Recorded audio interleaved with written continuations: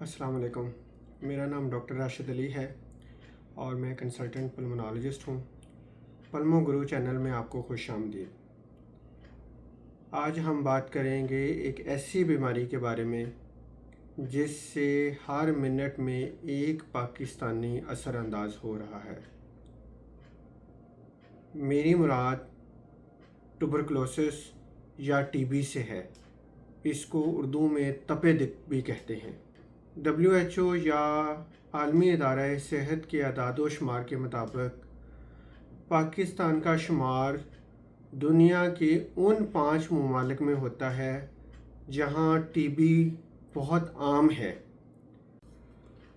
पूरी दुनिया के अंदर टीबी के मरीज़ों में से 6.3% मरीज़ सिर्फ पाकिस्तान के अंदर मौजूद हैं।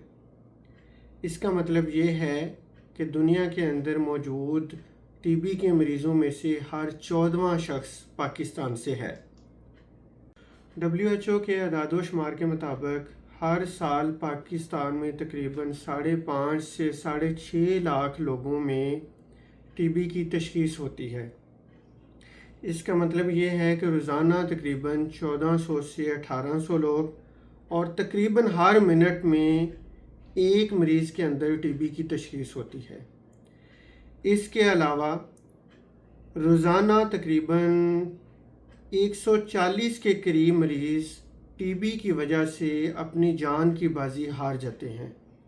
इसका मतलब ये है कि सालाना तकरीबन 50,000 से ज़्यादा लोगों की मौत टीबी की वजह से होती है।